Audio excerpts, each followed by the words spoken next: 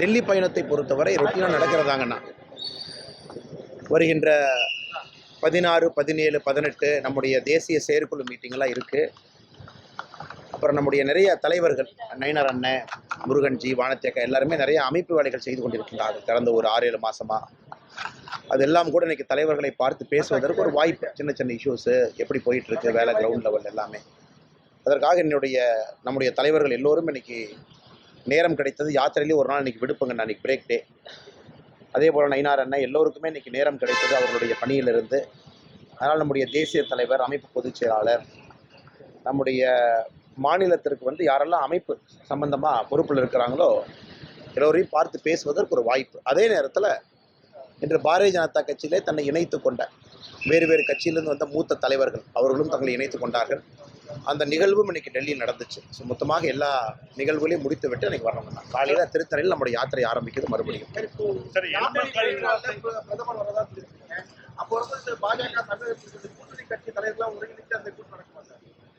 இன்னைக்கு நீங்கள் times no survey பார்த்தீங்களான்னு தெரிலண்ணே. இன்னைக்கு பாரதிய ஜனதா கட்சியாக 21% வாக்கு வாங்குது. இன்னைக்கு பாரதிய ஜனதா கட்சி டைம்ஸ் நோவுடைய இன்னைக்கு சர்வே பார்த்தீங்கன்னா 21% பாரதிய ஜனதா கட்சி வாக்கு வாங்குதுண்ணா. இன்னைக்கு ரிசல்ட் இன்னைக்கு அவங்க பார்த்து அப்டேட் பண்ணி போட்டுட்ருக்காங்க. தமிழகத்தில் பெரிய கட்சிகள் எல்லாம் பின்னுக்கு தள்ளி இன்னைக்கு பாரதிய ஜனதா கட்சி இந்த அளவுக்கு முன்னேறி இருக்கு. நம்ம முதல்ல இருந்து சொல்லிட்டு இருக்கிறதுனா, எங்களுடைய வேலையை கம்பீரமாக எந்தவித சலனமும் இல்லாமல் தொண்டர்கள் கீழே செஞ்சுக்கிட்டே இருக்கிறாங்க. அது வெளியிருந்து பார்த்தா தெரியறதில்ல. பூத்து வேலைகள் அற்புதமாக நடக்குது. பிரதமருடைய மனதின் குரல் நிகழ்ச்சி மட்டுமே பாரதிய ஜனதா கட்சி சார்பாக போன மாதம் ஞாயிற்றுக்கிழமை, கடைசி ஞாயிற்றுக்கிழமை பார்த்தீங்கன்னா கிட்டத்தட்ட 20,000 பூத்தில் கேட்டிருக்காங்க. ஸோ எங்களுடைய வேலைகள் சைலண்ட்டாக எல்லா இடத்துலையும் நடந்துக்கிட்டு இருக்கு. மக்கள் பாரதிய ஜனதா கட்சியை நோக்கி திரும்ப ஆரம்பிச்சிட்டாங்க. காரணம் அவர்களுக்கு தெரியும், 2024 தேர்தலில் பாரத பிரதமர் அவர்கள் தான் வெற்றி வரப் போகின்றார் என்பது தெரியும். நான் சொல்லிக்கிட்டே இருக்கிறேங்கண்ணா, வி ஆர் குவைட்லி கான்ஃபிடென்ட். களம் மாறுது. இன்றைக்கி 189 தொகுதிகளை யாத்திரையில் கடந்திருக்கும். 189 இடத்துல பேசியிருக்கோம். கூட்டணிங்கிறதுனா ஒரு விஷயத்துக்கு பார்த்தீங்கன்னா, கார்ட் ஹார்ஸ், ஒரு குதிரை ஒரு வண்டி இழுக்கணும். வண்டி குதிரை தானே வண்டி இழுக்குமோ தவிர வண்டி குதிரை இழுக்க முடியாது. கூட்டணியை பொறுத்தவரை பாரதிய ஜனதா கட்சி தெளிவாக இருக்கின்றோம். இது எங்களை பலப்படுத்திக் கொள்வதற்கான நேரம். கடந்த 6 மாதம், 1 வருஷம், 2 வருஷம், 3 வருஷம், 4 வருஷம் பாரதிய ஜனதா கட்சி எங்களை பலப்படுத்தி கொண்டிருக்கின்றோம். அது குதிரை மாறிங்கண்ண. கூட்டணிங்கிறது வண்டி மாறி. குதிரை வண்டி இழுக்கணுமோ தவிர கூட்டணி பாரதிய ஜனதா கட்சி இழுக்கணும்னு நினைக்கக்கூடாதுங்க. அதனால் எங்களுக்கு தெளிவாக இருக்கின்றோம். பாரதிய ஜனதா கட்சி வளர்ந்திருக்கிறது, எங்களை பலப்படுத்தி கொண்டிருக்கின்றோம். The horse has to pull the chariot. The chariot can never pull the horse. ஆங்கிலத்தை சொல்வது போல இன்னும் 4 வாரங்கள் இருக்குது முழுமையாக. 2019 ஸ்கெடியூல் படி பார்த்தீங்கன்னா மாடல் கோட் ஆஃப் கண்டக்ட் 2019 வந்த மாதிரி மறுபடியும் அதே மாதிரி வருதுன்னா, எக்ஸாம்ஸ் எல்லாம் கணக்கு பண்ணிங்கன்னா மார்ச்சில் வரலாம். அப்படி இருக்கும் பொழுது எல்லா கட்சிகளும் தங்களுடைய நிலைப்பாடு, காலையிலேருந்து நீங்கள் டிவியில் போடுறீங்க, ஒரு கட்சியுமே இன்னைக்கு கூட்டம் போட்டிருக்காங்க, தங்களுடைய நிலைப்பாடுகளை தெரிவிக்கிறாங்க. இன்றைக்கி பாரதிய ஜனதா கட்சி எங்களுடைய முக்கியமான வேலை கட்சியை பலப்படுத்துவது. அதிலே முழு மூச்சாக உயிரை கொடுத்து எல்லாம் இறங்கியிருக்கும். உயிரை கொடுத்து இறங்கியிருக்கும். அதனால் கூட்டணியெல்லாம் வருகிற நேரத்தில் பேசுவீங்கன்னா பார்ப்பீங்க. அந்த ஷேப் அண்ட் ஃபார்ம் எல்லாம் அது பாட்டுக்கு அமைஞ்சிருங்கண்ணா. அது ஒரு பெரிய விஷயம் கிடையாது. ஏன்னா எல்லா கூட்டணி தலைவர்களுமே, நம்முடைய மதிப்பு மிகுந்த கூட்டணி கட்சிகள் எல்லாமே மிக தெளிவாக இருக்கின்றார்கள். ஒரு வலிமையான நாடு வேணும், அதே நேரத்தில் ஒரு அற்புதமான தமிழ்நாடு உருவாகணும். நீங்கள் பாருங்கள், இன்றைக்கி நம்முடைய முதலமைச்சரின் மீது கிட்டத்தட்ட 70-80% அதிருப்தி இருக்குது. எல்லா கருத்து கணிப்புகள் எதெல்லாம் போட்டிருக்காங்களோ 70-80% அதிருப்தி இருக்குது அவருடைய ஆட்சியின் மீது. அதனுடைய வெளிப்பாடு நிச்சயமாக 2024 பாராளுமன்ற தேர்தலில் தெரியும். அதனால் கூட்டணியை பொறுத்தவரை பெரிதாக நாங்கள் கவலைப்படவில்லை. உண்மையை சொல்ல வேண்டும் என்றால் பெருசாக கவலைப்படும்.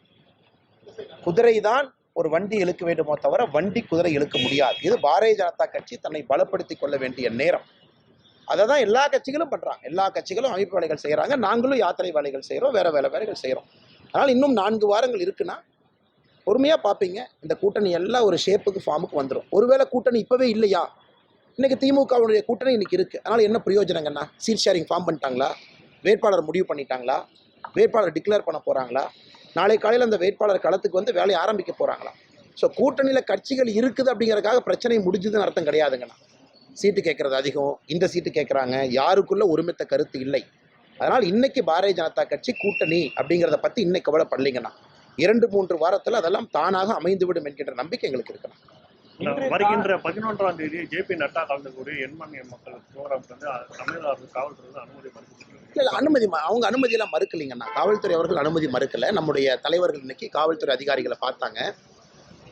ஒரு விஷயத்திலே பாரதிய ஜனதா கட்சி நாங்களும் தெளிவாக இருக்கின்றோம். சென்னை மாநகரத்தில் எங்களால் எந்த விதமான டிராஃபிக் ஜாம் எங்கேயும் நடக்கக்கூடாது என்பதிலே தெளிவாக இருக்கின்றோம். இதை கமிஷனர் அவங்ககிட்ட, டிஜிபி அவங்ககிட்ட நாங்கள் பல இடத்துல சொல்லியிருக்கோம். எங்கனால் எங்கேயுமே டிராஃபிக் ஜாம் இருக்காது. உதாரணத்துக்கு பார்த்தீங்கன்னா நீட் எதிர்த்து திமுக கட்சிகள்லாம் இந்த 1ஆம் தேதி வாலாஜா ரோட்டில் இங்கே நடந்து போனாங்க. அப்புறம் ஒரு ஆண்டும் தலைவர்கள் பிறந்த நாளுக்காக மார்ச் பாஸ்ட் ஊர்வலம் மாதிரி போகிறாங்க. இதெல்லாம் நடக்குது. அதெல்லாம் டிராஃபிக் ஜாமை நிச்சயமாக உருவாக்குது. அதனால் பாரதிய ஜனதா கட்சிக்கு ஒரு நியாயம், இன்னொரு கட்சிக்கு ஒரு நியாயம் இருக்க முடியாதுங்கண்ணா. ஆனாலும் நாங்கள் தெளிவாக இருக்கின்றோம். எங்களால் ஒருவருக்கு கூட சென்னை மாநகரத்திலே தொந்தரவு ஏற்படக்கூடாது என்பதில் தெளிவாக இருக்கு. இன்னைக்கு நம்முடைய நட்டா அவர்கள் 200வது தொகுதிக்கு வர்றாங்கண்ணா. பாரத பிரதமர் நரேந்திர மோடி அவர்கள் 234வது தொகுதிக்கு வருவாங்க. நட்டா அவர்களுடைய தேதி இன்னைக்கு முடிவாயிருச்சு. பிரதமர் அவர்களுடைய தேதியை வெகு விரைவில் நாங்கள் அறிவிக்கிறோம். இப்போதைக்கு டென்டேட்டிவாக பிப்ரவரி 25ஆம் தேதி வச்சிருக்கோம். அதனால் நிச்சயமாக யாத்திரை நடக்கும், சென்னையிலும் நடக்கும். அது எப்படி பண்ணணும், அது இதே மாதிரி ரோட்டில் போகிறதா, மக்களை எப்படி சந்திக்கிறது, மக்களை சந்திப்பது தான் நோக்கங்கண்ணா. பிரச்சனை இல்லாமல் எப்படி சந்திக்கிறது தான் நம்முடைய தலைவர்களும் காவல்துறை அதிகாரிகளும் யோசிச்சுட்டு இருக்காங்க. காவல்துறை அவர்கள் நம்முடைய தேசிய தலைவர் அவருடைய வருகைக்கு அவங்க எந்த அப்ஜெக்ஷனும் பண்ணலை. பொதுக்கூட்டத்துக்கு எந்த அப்ஜெக்ஷனும் பண்ணலை. இது மக்களுக்கு பிரச்சனை இல்லாமல் எப்படி இந்த யாத்திரையை சென்னைக்குள்ளே நடத்துறது அப்படிங்கிறத பற்றி தீவிரமாக யோசிச்சுட்டு இருக்கோம்னா. ஆனால் ஃபண்டமெண்டல் பாயிண்ட் நான் தெளிவாக இருக்கிறேன். நான் இந்த யாத்திரையை நடத்த வேண்டிய ஒரு மனிதன் என்கின்ற முறையில் என்னால் சென்னையிலே ஒருவருக்கு கூட ஒரு சிரமம் ஏற்படக்கூடாது என்பதிலே மிக மிக தெளிவாக இருக்கிறேன். பாதகம் செய்பவரை கண்டால் நாம் பயங்கொள்ளலாகாது பாப்பா, மோதி மிதித்து விடு பாப்பா, அவர் முகத்தில் உமிழ்ந்து விடு பாப்பா. அண்மை செய்திகளை உடனுக்குடன் தெரிந்து கொள்ள இணைந்திருங்கள் இயம்நாடு தொலைக்காட்சியுடன்.